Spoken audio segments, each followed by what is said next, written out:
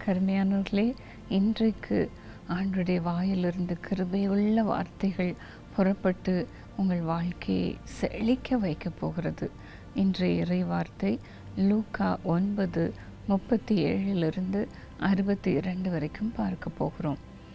மறுநாளில் அவர்கள் மலையில் இருந்து இறங்கின போது திரளான ஜனங்கள் அவருக்கு எதிர்கொண்டு வந்தார்கள். அவர்களில் ஒருவன் சத்தமிட்டு, போதகரே, என் மகனை கடாட்சி தருள வேண்டும் என்று உம்மை வேண்டிக் கொள்கிறேன். அவன் எனக்கு ஒரே பிள்ளையாயிருக்கிறான். ஒரு ஆவி அவனை பிடிக்கிறது. அப்பொழுது அலறுகிறான். அது அவனை நுரை தள்ள அலைக்கழித்து அவனை கசக்கின பின்பும் அவனை விட்டு நீங்குவது அரிதாயிருக்கிறது. அதை துரத்தி விடும்படி உம்முடைய சீஷரை வேண்டிக் கொண்டேன், அவர்களால் கூடாமற் போயிற்று என்றான். இயேசு பிரதியுத்தரமாக, விசுவாசமில்லாத மாறுபாடான சந்ததியே, எதுவரைக்கும் நான் உங்களோடு இருந்து உங்களிடத்தில் பொறுமையாயிருப்பேன்? உன் மகனை இங்கே கொண்டு வா என்றார். அவன் சமீபத்து வருகையில் பிசாசு அவனை கீழே தள்ளி அலை கழித்தது. இயேசு அந்த அசுத்த ஆவியை அதட்டி இளைஞனை குணமாக்கி அவன் தகப்பனிடத்தில் அவனை ஒப்பு கொடுத்தார்.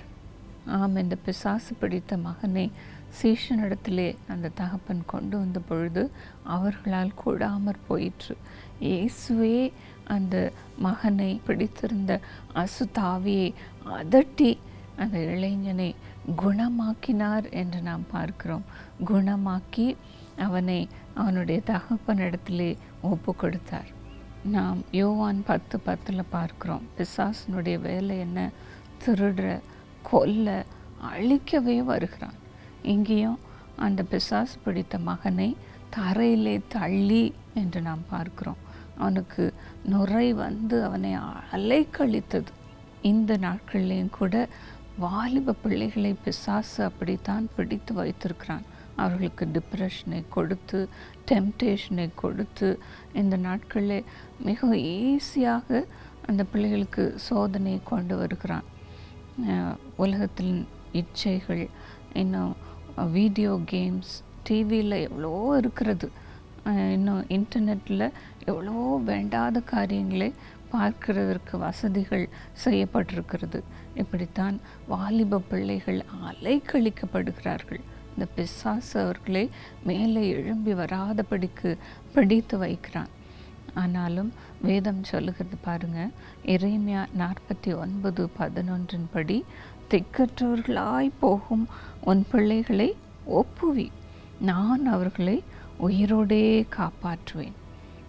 ஆண்டவர் சொல்லுகிறார், உன் பிள்ளைங்க இந்த வழியில் இருக்கிறாங்களா, நீங்கள் என்னிடத்துல ஒப்பு கொடுங்க, நான் அவர்களை உயிரோடே காப்பாற்றுவேன். பிசாசு அவர்களை கொல்ல முடியாது, அவர்களை அழிக்க முடியாது, அவர்களை திருடி கொண்டு போக முடியாது. நீங்கள் என்னிடத்துல ஒப்பு கொடுங்க. எப்படி ஆண்டவரிடத்தில் அவர்களை ஒப்பு கொடுப்பது? அவர்களுக்காக உபவாசம் பண்ணி, உங்கள் பிள்ளைகளுக்காகவே அந்த நாளில் உபவாசம் பண்ணி அழுங்க, ஆண்டவரிடத்தில் ஒப்பு கொடுங்க.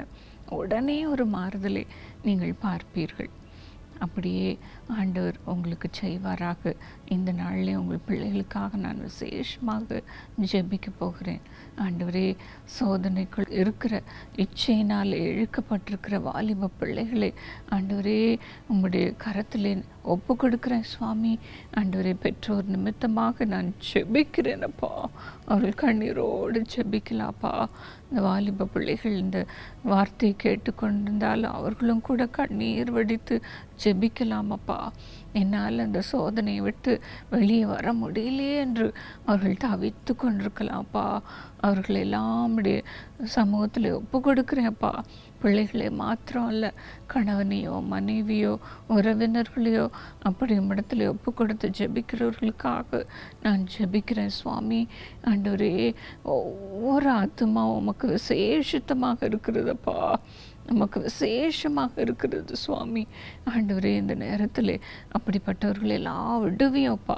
இந்த பிசாசின் கையிலிருந்து நீர் அவர்களை பிடுங்கி கொள்ளோப்பா. ஆண்டவரே அவர்களை நீர் விடுவிப்பீராக, விடுவிப்பீராக. ஆண்டவரே அவர்களை தள்ளி தரையிலே போடாதபடிக்கு ஆண்டவரே நீர் அவர்களை தூக்கி விடுவீராக, தூக்கி விடுவீராக. ஆண்டவரே அப்படிப்பட்டவர்களெல்லாம் உடைய கரத்தினாலே நீர் தூக்கி நிறுத்துவீராக. பேதுரு தண்ணீருக்குள்ளே அமிழ்ந்து போகும் பொழுது நீர் கரத்தை நீட்டி அவனை தூக்கி நீரப்பா. அதுபோல ஆண்டவரே இப்படிப்பட்ட சோதனைக்குள்ளே அமிழ்ந்து கிடக்கிறவர்களை நீர் தூக்கி நிறுத்துவீராக. அவர்கள் மனம் திரும்பும்படி செய்வீராக. இந்த நாளிலே ஒரு மாறுதல் உண்டாகட்டும். மரணத்திற்குள்ளே போய்கொண்டிருக்கிற மரண இருளுக்குள்ளே போய்கொண்டிருக்கிறவர்களையும் நீர் இழுத்து நிறுத்துவீராக. அவர்களை உயிரோடு காப்பாற்றுவப்பா, உயிரோடு காப்பாற்றுவப்பா. அவர்களுக்கு ஜீவனை தாரும் சுவாமி, ஜீவனை தாரும். உயிரோடு அவர்களை காத்துக்கொள்ளும் இயேசுவின் நாமத்தினாலே ஆமென். அப்பொழுது எல்லாரும் தேவனுடைய மகத்துவத்தை குறித்து பிரமித்தார்கள். இயேசு செய்த யாவையும் குறித்து அனைவரும் ஆச்சரியப்படுகையில் அவர் தம்முடைய சீஷர்களை நோக்கி, நீங்கள் இந்த வார்த்தைகளை கவனமாய் கேளுங்கள். மனுஷகுமாரன் மனுஷர் கைகளில் ஒப்பு கொடுக்கப்பட போகிறார் என்றார். மத்தேயு 17:22 நாம் அதையே பார்க்கிறோம். கலிலேயாவிலே அவர்கள் சஞ்சரிக்கும்போது இயேசு அவர்களை நோக்கி, மனுஷகுமாரன் மனுஷர் கைகளிலே ஒப்பு கொடுக்கப்படுவார் என்று சொன்னார். அவர்கள் அந்த வார்த்தையின் கருத்தை அறிந்து கொள்ளவில்லை. அது அவர்களுக்கு தோன்றாமல் மறைபொருளாயிருந்தது. அந்த வார்த்தையை குறித்து அவரிடத்தில் விசாரிக்கவும் பயந்தார்கள். நாம் சில வேளைகளிலே ஆண்டவர் தம்முடைய வார்த்தையை நமக்கு தெளிவுபடுத்தாமல் அதை மறைத்து விடுகிறார். ஏனென்றால் நமக்கு பயம் வந்துவிடும். இல்லை என்றால் நமக்கு அந்த நேரத்திலே புரிந்து கொள்ளுகிற பக்குவம் இல்லாமல் இருக்கிறது என்பதற்காக அந்த தேவ சத்தியத்தை நமக்கு சில வேளைகளிலே மறைத்து விடுகிறார். ஆனால் நாம் ஆண்டவருக்குள்ளே அதிகமாக தேறினவர்களாக இருக்கும் பொழுது, நாம் அந்த நிலைமைக்கு வரும் பொழுது அந்த நாளிலே நமக்கு மறைபொருளை வெளிப்படுத்துகிற தேவனாக இருக்கிறார். இப்படித்தான் சீஷர்கள் இந்த வார்த்தையை அறியாதவர்களாக, அதை விசாரிக்கவும் பயந்தவர்களாக இருந்தார்கள் என்று நாம் பார்க்கிறோம். பின்பு தங்களில் எவன் பெரியவனாக இருப்பான் என்கிற வாக்குவாதம் அவர்களுக்குள் உண்டாயிற்று. இந்த உலகத்தில் இருக்கிற வரைக்கும் நம்முடைய மாம்சம் பலவீனமாக தான் இருக்கிறது. இந்த சீஷர்களும் இயேசுவோடு இருந்தார்கள், ஆனாலும் மாம்சத்திலே பலவீனம் உள்ளவர்களாக இருந்தார்கள். நாம் பெரியவனாக இருக்கலாம் என்ற எண்ணத்தோடு வாழ்ந்து கொண்டிருந்தார்கள். இயேசு அவர்கள் இருதயத்தின் யோசனையை அறிந்து, நீங்கள் உங்கள் இருதயங்களில் பொல்லாதவைகளை சிந்திக்கிறது என்ன என்று கேட்டார். ஆண்டவருக்கு நம்முடைய உள்ளத்தில் இருக்கிறது நன்கு தெரியும். நாம் எதை யோசிக்கிறோம், எப்படிப்பட்ட சிந்தை உள்ளவர்களாக இருக்கிறோம் என்பதையெல்லாம் அவர் நன்கு அறிந்தவராக இருக்கிறார். அவர்களை நோக்கி, இந்த சிறு பிள்ளையை என் நாமத்து நிமித்தம் ஏற்றுக்கொள்கிறவன் என்னை ஏற்றுக்கொள்கிறான், என்னை ஏற்றுக்கொள்கிறவன் என்னை அனுப்பினவரை ஏற்றுக்கொள்கிறான். உங்கள் எல்லாருக்குள்ளும் எவன் சிறியவனா இருக்கிறானோ அவனே பெரியவனா இருப்பான் என்றார். நாம் சிறு பிள்ளைகளைப் போல இருக்க வேண்டும் என்று ஆண்டவர் விரும்புகிறார். சிறியவர்களாக, ஆண்டவருக்கு முன்பாக தாழ்மை உள்ளவர்களாக இருக்க வேண்டும் என்று ஆண்டவர் விரும்புகிறார். சிறு பிள்ளைகளை நாம் திட்டும் பொழுது, அவர்களை அடிக்கும் பொழுது அந்த நேரத்தில் அழுகிறார்கள். ஆனால் அடுத்த நிமிஷத்தில் அவங்க நம்மிடத்தில் ஓடி வந்து கட்டி பிடித்து நம்மை முத்தமிடுகிறார்கள். அதே போல் நாம் ஆண்டவரிடத்திலே ஓடி வந்து சேருகிற சிறு பிள்ளைகளைப் போல இருக்க வேண்டும் என்று விரும்புகிறார். உள்ளத்திலே ஒரு வஞ்சகம் இல்லாத ஒரு வாழ்க்கையை ஆண்டவர் விரும்புகிறார். எளிமையான ஒரு வாழ்க்கை நாம் வாழ வேண்டும் என்று ஆண்டவர் விரும்புகிறார். அப்பொழுது யோவான் அவரை நோக்கி, ஐயரே, ஒருவன் உம்முடைய நாமத்தினாலே பிசாசுகளை துரத்துகிறதை நாங்கள் கண்டு, அவன் எங்களுடனே கூட உம்மை பின்பற்றாதவன் ஆனபடியால் அவனை தடுத்தோம் என்றான். அதற்கு இயேசு, தடுக்க வேண்டாம், நமக்கு விரோதமாக இராதவன் நமது பட்சத்தில் இருக்கிறான் என்றார். ஆம், ஆண்டவர் இந்த உலகத்தில் இருந்த பொழுது அவரிடத்திலே வந்த ஒருவரையாவது அவர் புறம்பே தள்ளவில்லை, எல்லாரையும் சேர்த்து கொண்டார். ஆம், நமக்கு விரோதமாக இல்லாதவன் நம் பட்சத்தில் இருக்கிறான் என்று சொன்னார். பின்பு அவர் எடுத்துக்கொள்ளப்படும் நாட்கள் சமீபித்த போது அவர் எருசலேமுக்கு போக தமது முகத்தை திருப்பி தமக்கு முன்னாக தூதர்களை அனுப்பினார். அவர்கள் போய் அவருக்கு இடத்தை ஆயத்தம் பண்ணும்படி சமாரியருடைய ஒரு கிராமத்தில் பிரவேசித்தார்கள். அவர் எருசலேமுக்கு போக நோக்கமாக இருந்தபடியினால் அவ்வூரார் அவரை ஏற்றுக்கொள்ளவில்லை. யோவான் 4:9 இதையே பார்க்கிறோம். யூதர்கள் சமாரியருடனே சம்பந்தம் கலவாதவர்கள் ஆனபடியால் சமாரிய ஸ்திரீ அவரை நோக்கி, நீர் யூதனா இருக்க சமாரியா ஸ்திரீயாகிய என்னிடத்தில் தாகத்துக்கு தா என்று எப்படி கேட்கலாம் என்று இயேசுவனிடத்திலே கேட்டார். அந்த நாட்களிலே மிகுந்த வேறுபாடுகள் இருந்தது. யூதன், சமாரியன் என்று அவர்கள் தங்களையே பிரித்து கொண்டார்கள். இயேசுவானவர் யூதராக இருந்தபடினாலே அவரை ஏற்றுக்கொள்ள அவர்களுக்கு மனதில்லாதவர்களாக இருந்தார்கள். அவருடைய சீஷராகிய யாக்கோபும் யோவானும் அதை கண்டபோது, ஆண்டவரே, எலியா செய்தது போல வானத்திலிருந்து அக்கினி இறங்கி இவர்களை அழிக்கும்படி நாங்கள் கட்டளையிட உமக்கு சித்தமா என்று கேட்டார்கள். நாம் மனுஷத்தில் வாழும்போது அப்படித்தான் மனுஷர்களை அழிக்க வேண்டும், பழிக்கு பழி அவர்களுக்கு கொடுக்க வேண்டும் என்று நாம் துடிக்கிறோம். அதனால் ஆண்டவர் சொல்லுகிறார், பழி வாங்குவதும் பதில் அளிப்பதும் எனக்குரியது என்று சொல்லுகிறார். நாம முன் வந்து அவசரப்பட்டு நிதானம் இல்லாமல் ஒரு முடிவு எடுத்து விடாதிருப்போம். பிரியமானவர்களே, ஆண்டோடைய கையிலே அப்படிப்பட்ட மனுஷர்களை ஒப்பு கொடுப்போம்.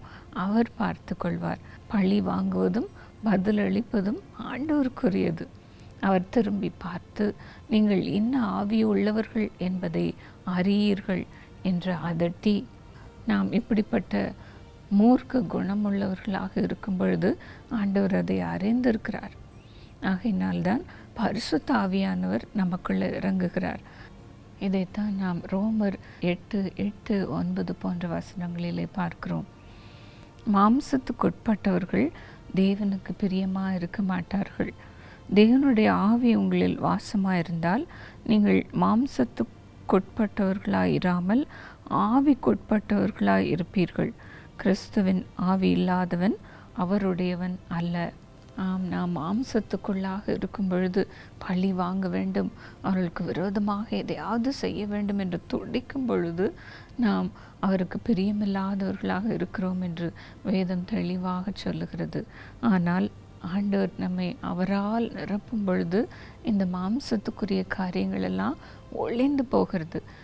இந்த பரிசுத்த ஆவியானவர் வரும் பொழுது எபிரேயர் 9:14 நாம் பார்க்கிறபடி செத்த கிரியைகளெல்லாம் சுத்திகரித்து நம்மை பரிசுத்தமாக்குகிறார் என்று பார்க்கிறோம். ஆகையினாலே நாம் மற்றவர்களுக்கு அவர்கள் செய்ததற்கு சரியாக பழி வாங்காமல் இருப்போம்.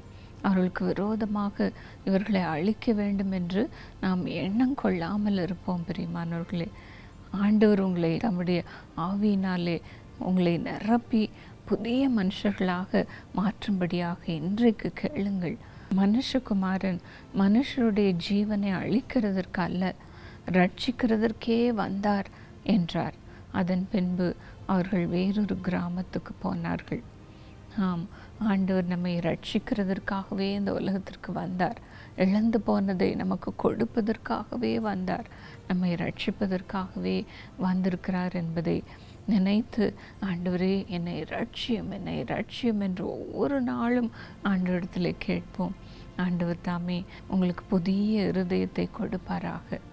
யோவான் 3:17 பாருங்கள், உலகத்தை ஆக்கினைக்குள்ளாக தீர்க்கும்படி தேவன் தம்முடைய குமாரனை உலகத்தில் அனுப்பாமல் அவராலே உலகம் ரட்சிக்கப்படுவதற்காகவே அவரை அனுப்பினார் என்று நாம் பார்க்கிறோம். நம்மால் ஒருவரையும் ரட்சிக்கவே முடியாது. ஆண்டவர் தான் எல்லாவற்றையும் செய்கிறவராக இருக்கிறார். லூக்கா 9:57 அவர்கள் வழியிலே போகையில் ஒருவன் அவரை நோக்கி, ஆண்டவரே, நீர் எங்கே போனாலும் உம்மை பின்பற்றி வருவேன் என்றான். அதற்கு இயேசு, நரிகளுக்கு குழிகளும் ஆகாயத்து பறவைகளுக்கு கூடுகளும் உண்டு, மனுஷகுமாரனுக்கோ தலை சாய்க்க இடமில்லை என்றார். லூக்கா 2:7 பாருங்கள், இயேசுவானவர் பிறந்த பொழுது கூட அவருக்கு ஒரு சத்திரத்தில் கூட இடமில்லாமல் இருந்தது. அப்படிப்பட்ட ஏழ்மையான வாழ்க்கையை வாழ்ந்தார். தம்மையே தாழ்த்தினார். இந்த உலகத்திலே நாம் எப்படி பாடுகளை அனுபவிக்கிறோம் என்பதை ருசித்து பார்ப்பதற்காக உலகத்திலே வந்தார். வேறொருவனை அவர் நோக்கி, என்னை பின்பற்றி வா என்றார். அதற்கு அவன், ஆண்டவரே, முன்பு நான் போய் என் தகப்பனை அடக்கம் பண்ண எனக்கு உத்தரவு கொடுக்க வேண்டும் என்றான். அதற்கு இயேசு, மரித்தோர் தங்கள் மரித்தோரை அடக்கம் பண்ணட்டும், நீ போய் தேவனுடைய ராஜ்யத்தை குறித்து பிரசங்கி என்றார். ஆண்டவர் குடும்பத்தினரை நேசிக்க வேண்டும் என்று விரும்புகிறார். ஆனாலும் ஆண்டவர் அந்த மனுஷனுடைய இருதயத்தை அறிந்திருந்தபடினாலே இப்படி சொன்னார். அவனுக்கு ஒருவேளை ஆண்டவரை சேவிக்கிற இருதயம் இல்லாமல் இருந்திருக்கலாம்.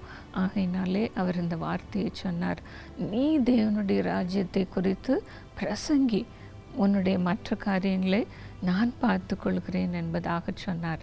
நாம் முதலாவது தேவனுடைய ராஜ்யத்தையும் அவருடைய நீதியும் தேடுங்கள், அப்பொழுது இவைகள் எல்லாம் உங்களுக்கு கூட கொடுக்கப்படும் என்று சொல்கிறார். நாம் முதலாவது ஆண்டவருடைய ராஜ்யத்தை கட்டுகிறவர்களாக, அவருடைய ராஜ்யத்தை தேடுகிறவர்களாக இருக்கும் பொழுது மற்ற நம்முடைய தனிப்பட்ட வாழ்க்கையெல்லாம் ஆண்டவரே பொறுப்படுத்திக் கொள்கிறார். எங்களுடைய தினகரன் குடும்பத்தினருடைய வீட்டை ஆண்டவர் அப்படித்தான் இன்றைக்கு கட்டியிருக்கிறார். நாங்கள் குடும்பமாக ஆண்டவரை சேவிக்கிறபடினாலே எங்களுடைய சொந்த காரியங்களே ஆண்டவர் ஒவ்வொன்றையும் பார்த்து பார்த்து செய்து கொடுக்கிறவராக இருக்கிறார். குறைவில்லாத வாழ்க்கையை நாங்கள் வாழும்படியாக செய்திருக்கிறார். ஆகையினாலே நாம் ஆண்டவருடைய வார்த்தை இந்த நாட்களில் எவ்வளோ அதிகமாக சொல்ல முடியுமோ அவ்வளோ அதிகமாக ஜனங்களுக்கு எடுத்து சொல்லுவோம். பிரியமானவர்களே, நீங்கள் பெரிய பதவியில் இருக்கலாம், இல்லை என்றால் வீட்டிலே வேலை செய்கிறவர்களாக இருக்கலாம். ஏதாவது ஒரு முறையில் ஆண்டுடைய வார்த்தை ஒவ்வொரு நாளும் உங்களுக்கு தெரிந்தவர்களுக்கு எடுத்து சொல்லுங்கள். வாட்ஸ்அப் மூலமாக வேத வசனத்தை அனுப்பலாம், இல்லை என்றால் உங்கள் சாட்சியை சொல்லலாம், இல்லை என்றால் ஆண்டுடைய ஊழியத்தை தாங்கலாம், உங்கள் நேரத்தை ஆண்டவருக்கு கொடுக்கலாம். இப்படி நீங்கள் செய்யும் பொழுது ஆண்டவர் உங்களுடைய சொந்த காரியங்களை பொறுப்படுத்திக் கொள்வார்.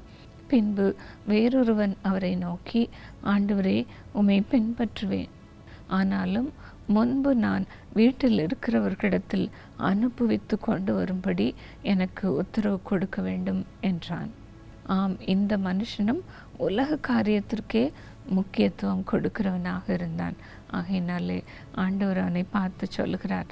அதற்கு இயேசு, கலப்பையின் மேல் தன் கையை வைத்து பின்னிட்டு பார்க்கிற எவனும் தேவனுடைய ராஜ்யத்துக்கு தகுதி உள்ளவன் அல்ல என்றார். நாம் ஆண்டவர் நம்மை அழைக்கிறார். அந்த அழைப்புக்கு நாம் நம்மை தாழ்த்தி ஒப்பு கொடுக்கும் பொழுது ஆண்டவர் நம்மை பயன்படுத்துகிறார். ஆனால் அந்த அழைப்பை நாம் ஏற்றுக்கொள்ளாது இருக்கும் பொழுது நாம் தேவனுடைய ராஜ்யத்திற்குள் பிரவேசிக்க தகுதி இல்லாதவர்களாக இருக்கிறோம். 2 தீமோத்தேயு 4:10 சொல்லுகிறது, தேமா இப்பிரபஞ்சத்தின் மேல் ஆசை வைத்து என்னை விட்டு பிரிந்து தெசலோனிக்கே பட்டணத்துக்கு போய்விட்டான். கிரெஸ்கே கலாத்தியா நாட்டிற்கும் தீத்து தல்மத்தியா நாட்டிற்கும் போய்விட்டார்கள் என்று தீமோத்தேயு சொல்லி விசனப்படுகிறான். இப்படித்தான் ஊழியத்திலே அநேகர் பின்வாங்கி போகிறார்கள். அது நம் இருதயத்தை உடைக்கிறதாக இருக்கிறது. நமக்கு மேலாக ஆண்டுடைய உள்ளம் எவ்வளவாக விசனப்படுகிறது. எனக்கு அருமையானவர்களே, இந்த வசனங்களிலிருந்து நாம் எதை தெரிந்து கொள்கிறோம்?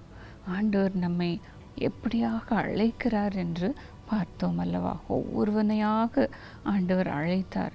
ஆனால் அநேகர் அவரை பின்பற்ற மனதில்லாதவர்களாக பின்வாங்கி போனார்கள். ஆனாலும் இன்றைக்கு நாம் நம்மையே ஆண்டவரை பின்பற்ற ஒப்பு கொடுப்போம், ஆண்டவரை சேவிக்க ஒப்பு கொடுப்போம். ஆண்டவர் சொல்லுகிறார் யோவான் 15:16, நீங்கள் என்னை தெரிந்து கொள்ளவில்லை, நான் உங்களை தெரிந்து கொண்டேன். நீங்கள் என் நாமத்தினாலே பிதாவை கேட்டுக்கொள்வது எதுவோ அதை அவர் உங்களுக்கு கொடுக்கும்படிக்கும் உங்கள் கனி நிலைத்திருக்கும்படிக்கும் நான் உங்களை ஏற்படுத்தினேன் என்று சொல்லுகிறார். ஆம், இந்த உலகம் உருவாவதற்கு முன்பதாகவே உங்களை தெரிந்து கொண்டிருக்கிறார், உங்களை அழைத்திருக்கிறார். உங்கள் பெயரை ஜீவ புஸ்தகத்திலே உலகம் உண்டாவதற்கு முன்பதாகவே எழுதி வைத்திருக்கிறார் என்றும் வேதம் சொல்லுகிறது. உலகம் உண்டாவதற்கு முன்பதாகவே உங்களுக்கு ஒரு அழைப்பு கொடுக்கப்பட்டிருக்கிறது. அதை ஏற்றுக்கொள்வது உங்கள் கையில்தான் இருக்கிறது. உங்களை அழைத்து நீங்கள் கனி கொடுக்கிறவர்களாக இருக்க வேண்டும் என்று ஆண்டவர் விரும்புகிறார். நீங்கள் கேட்டுக்கொள்வதெல்லாம் ஆண்டவர் கொடுக்க சித்தமுள்ளவராக இருக்கிறார். இன்றைக்கும் நாம் ஜெபிப்போமா? ஆண்டவரே, இந்த வேத பாடத்திலிருந்து இப்படிப்பட்ட மனுஷர்களைப் போல பின்வாங்குகிறவர்களாக நாங்கள் இல்லாதபடி உண்மையே நாங்கள் பின்பற்ற, உண்மையே நாங்கள் சேவிக்க எங்களை ஒப்பு கொடுக்கிறோம் என்று சொல்லி நம்மை சிறு பிள்ளைகளைப் போல தாழ்த்தி ஜெபிப்போமா? இந்த நாளிலே ஆண்டுடைய கரம் உங்கள் மீது இறங்க போகிறது. உங்களை இந்த நாளிலிருந்து கரம் பிடித்து நடத்த போகிறார். இப்பொழுதும் ஜெபிப்போமா? எங்கள் அன்பு தகப்பனே, ஆண்டவரே, இந்த நாளிலே நீர் சொன்னபடி நாங்கள் உம்மை பின்பற்றி வருகிறோம் அப்பா. நான் உம்மை தொடர்ந்து வருகிறேன் என்று நீங்கள் வாயை திறந்து சொல்லுங்கள் பிரியமானவர்களே. இயேசு நல்லவர், இயேசு நல்ல மேய்ப்பர், என்னை நல்ல வழியிலே நடத்துவார் என்று நம்பி அவரை நீங்கள் பற்றி கொள்ளுங்கள் பிரியமானவர்களே. ஆண்டவரே, நான் சிறு பிள்ளை போல என்னை தாழ்த்துகிறேன். என்னிடத்துல ஒரு அசுத்தமான கிரியையும் காணப்படாதபடிக்கு, ஒரு கெட்ட கிரியும் என்னிடத்துல காணப்படாதபடிக்கு என்னை உம்முடைய பரிசுத்த பிள்ளையாக ஏற்றுக்கொள்ளும் என்று நீங்கள் அவரிடத்திலே தாழ்த்தி, உங்களை சிறு பிள்ளை போல தாழ்த்தி மன்னிப்பு கேட்பீர்களா? எல்லா பாவங்களையும் என்னை விட்டு அகற்றி போடுமப்பா, என்னை கழுவுமப்பா என்று ஒரு விசை கேட்பீர்களா? ஆண்டவரே, இப்பொழுதும் அந்த பிள்ளைகளுக்கு இறங்குவீராக, முழுமையாக உம்மை பின்பற்ற, உத்தம இருதயத்தோடு உம்மை பின்பற்ற அவர்களை உம்முடைய ஆவியினாலே நிரப்புவீராக. நீர் அவர்கள் பெயரெல்லாம் உம்முடைய புஸ்தகத்தில் எழுதி வைத்திருக்கிறீரப்பா. ஆண்டவரே, அதுக்கு தகுதி உள்ளவர்களாக அந்த பிள்ளைகளை மாற்றுவீராக, கனி கொடுக்கிறவர்களாக அவர்களை மாற்றுவீராக. இந்த நிமிஷத்தில் உம்முடைய கரம் அவர்கள் மீது இறங்குவதாக. ஆண்டவரே, நீர் அவர்களை அழைக்கிறீர். இயேசு உங்களை அழைக்கிறார். வாருங்கள், இயேசு நடத்தில் ஓடி வாருங்கள். எல்லா உலக ஆசைகளையும் குப்பையிலே தூக்கி எறிந்து விட்டு ஓடி வாருங்கள், இயேசுவினிடத்தில் வாருங்கள். இயேசுவே, நீர்தான் எனக்கு எல்லாம், நீர் இருந்தால் போதும், எனக்கு எல்லா ஆசீர்வாதமும் தேடி வரும் என்று சொல்லுங்கள் பிரியமானவர்களே. நன்மையும் கிருபையும் உங்களை தொடரும். நீங்கள் கனி கொடுக்கிறவர்களாக இருப்பீர்கள். நீங்கள் கேட்டுக்கொள்வதெல்லாம் ஆண்டவர் கொடுக்கிறவராக இருப்பார். ஆண்டவரே, அவர்களை ஆசீர்வதியோப்பா. இந்த நேரத்தில் அவர்களை உம்முடைய அன்பின் கயிறினாலே இழுத்து கொள்வீராக. நீர் அழைக்கிறீரே, இடத்துல ஓடி வந்திருக்கிற மது பிள்ளைகளை ஆண்டவரே நீர் அணைத்து கொண்டு மொத்தமிடுவீராக. அவர்களை எடுத்து பயன்படுத்துவீராக. இன்னும் பின்வாங்கி போய்விட்டேனே. ஒரு காலத்தில் நான் ஊழியம் செய்தேன், ஆனால் இப்பொழுதோ என்னால் ஊழியம் செய்ய ஆவியின் பலன் இல்லையே என்று கதறுகிற மது பிள்ளைகளையும் நிரப்பும் அப்பா. மறுபடியும் ஒரு விசை அவர்களை நினைத்து நிரப்பும். சிம்சோன் ஜெபித்தது போல ஆண்டவரே நான் அவர்களுக்காக ஜெபிக்கிறேனப்பா. இந்த ஒரு விசை என்னை நினைத்தருளும் என்று ஜெபித்தானப்பா. இந்த ஒரு விசை அவர்களை நினைத்து உம்முடைய ஆவியினால் நிரப்பும் அப்பா. ஆவியின் பலனால் அவர்களை நிரப்பும் சுவாமி. ஊழியத்தை உற்சாகமாக செய்வதற்கு வேண்டிய பலனை அவர்களுக்கு தாருமப்பா. ஆண்டவரே அவர்கள் மூலம் அற்புதங்கள் அதிசயங்கள் திரளாய் செய்யுமப்பா. மற்றவர்கள் ஆச்சரியப்படத்தக்க விதமாக அவர்களை மால் நிரப்பும் சுவாமி, நிரப்பும் அப்பா. ஆண்டவரே சுவாமி, உம்முடைய குணாதிசயங்களை ஒவ்வொருவருக்கும் தருவீராக. செத்த கிரியைகள் எல்லாவற்றையும் நீர் அழித்து அவர்களை சுத்திகரிப்பீராக, சுத்திகரிப்பீராக. ஒவ்வொருவரையும் நீர் அப்படி பரிசுத்தப்படுத்தி அவர்களை நீதிமான்களாக மாற்றுகிறதற்காக உமக்கு நன்றி சுவாமி. அவர்களை மகிமைப்படுத்துகிறதற்காக உமக்கு நன்றி. இயேசுவின் நாமத்தில் பிதாவே, ஆமேன். God bless you richly.